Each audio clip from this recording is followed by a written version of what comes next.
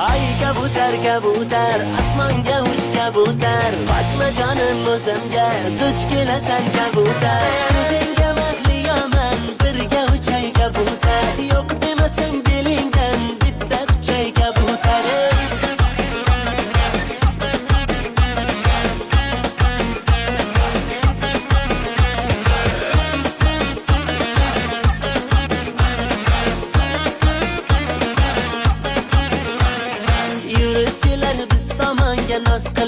Naz qilib qoshi ko'zlariga pardoz qilib naz qilib asalari dugonangni uncha ko'p chaqarsan asalni ozi shirin shundayam yoqarsan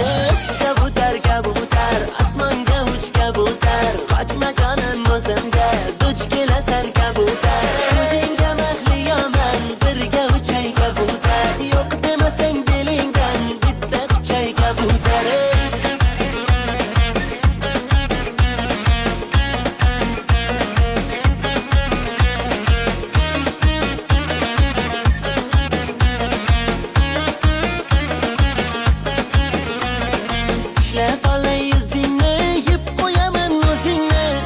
shirin bo'lmasang qizg'onaman ko'zingni ko'ylakchalari xushro'y badani buncha xushbo'y mendan boshqaga boqsang o'yib olaman ko'zingni